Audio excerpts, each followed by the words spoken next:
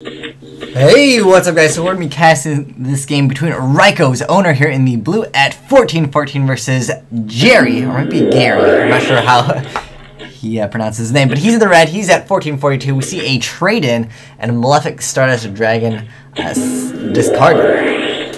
So, it might be Malefic Skill Drain. Pretty high rated players over here. We see a Dark World Dealings activated. Okay, it's just, it looks kind of like Dark Worlds. Okay, so looks like Dark Worlds are still a relatively popular deck, especially in the 1400s. I felt like anything over the 1300-ish, it's been pretty much Elemental Dragon spellbooks, which, you know, once I get some interesting games, I will upload those, but generally those turn out too one-sided.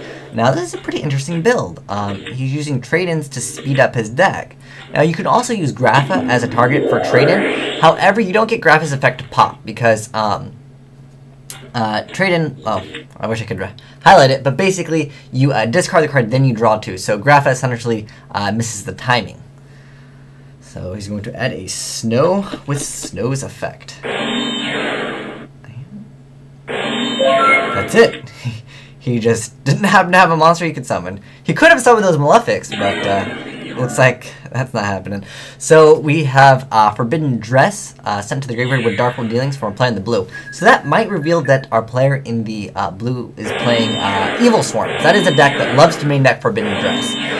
We have a Thunder King set triple back row. Thunder King is still a fantastic card, I would say, against, you know, pretty much every deck. Thunder King is just a great card.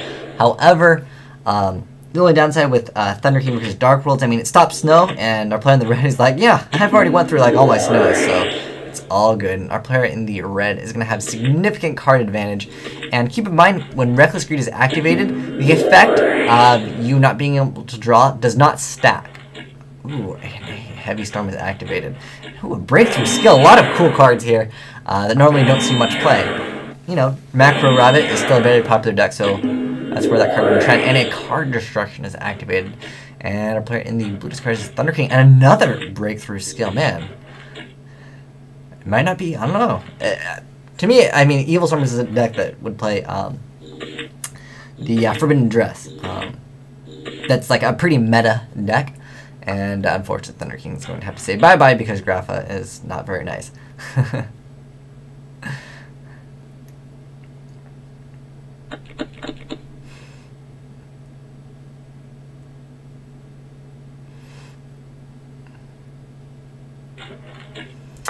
But, I mean, it's not looking too good.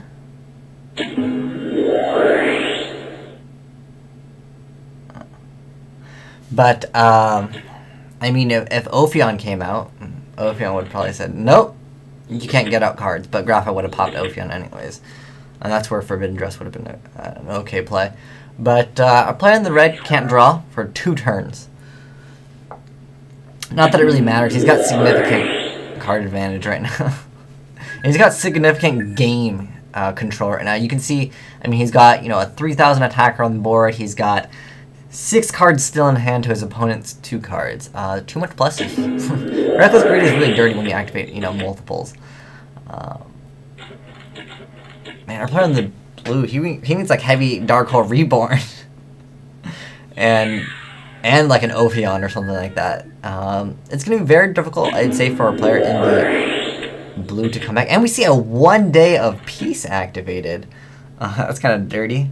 It's so mean to activate 1 day of peace after you've dealt damage, because you can do that. You can, you know, attack, deal burn damage, and then be like, oh, it's cool. My main phase 2, 1 day of peace. Now you can't do anything.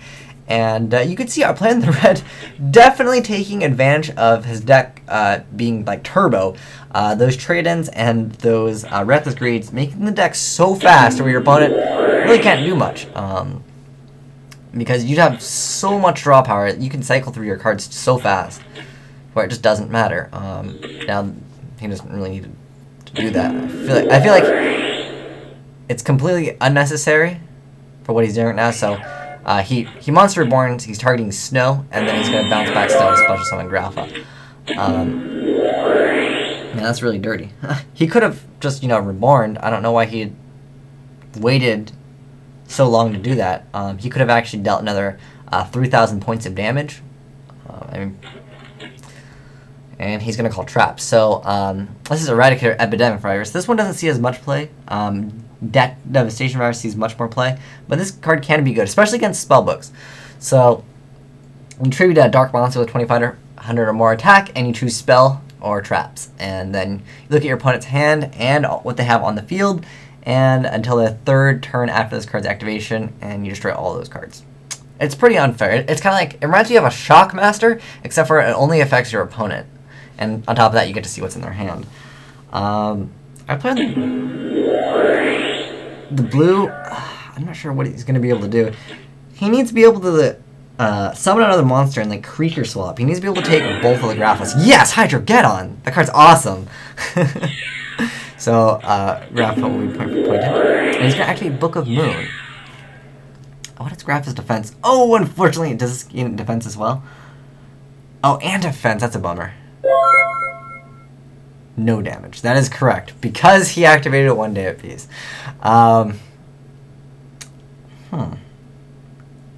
There was really no point summoning Hydro-Geddon. I mean, all that's going to happen is our player in the red is just going to... he can attack over Hydro-Geddon if he wants, but...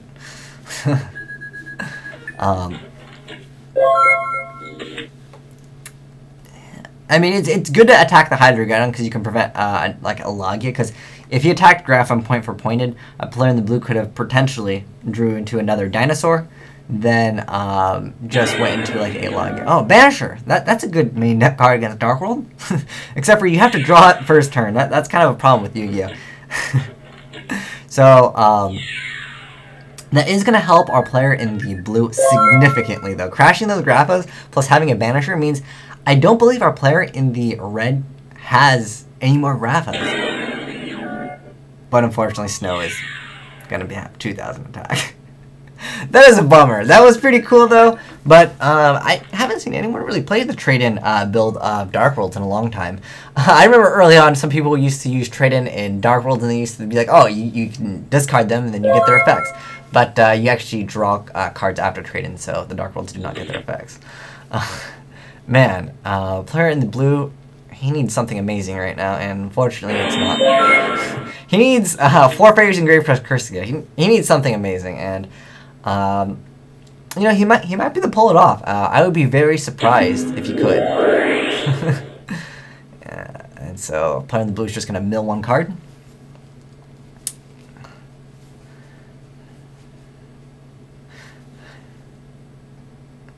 He's playing anti-derp. But I would feel that it's safe to say our player in the red definitely has this game. I wonder if if our player in the blue is using a build that topped, or if they're talking about Dark World.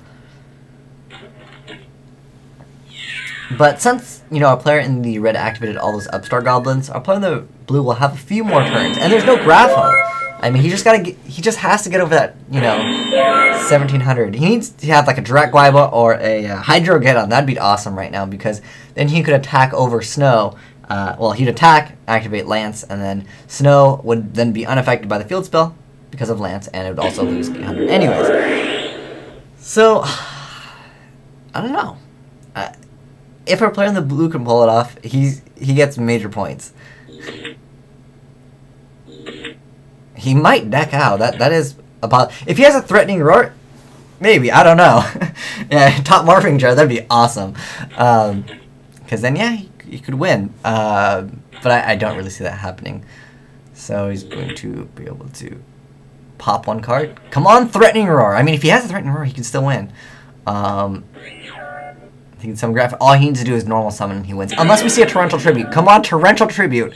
That is totally Torrential Tribute all of a sudden now. Even though it's a Forbidden Lance face down. If it was, though. If it was, that would have been awesome. But, actually no, because Reckless would prevent him from drawing. I forgot if it's during the next draw phase or if it's in your next draw period. I think it's during the next draw phase. But you can see how fast that Dark World deck is, and he literally just ran over his opponent. His opponent was also very high ranked, 1400, and he couldn't really do much just because, unfortunately, he went second. Had he went first, though, Thunder King would have been a very, very good card because, you know, would have prevented all the snow searches. But anyways, thanks for watching. Asian Eyes, signing out.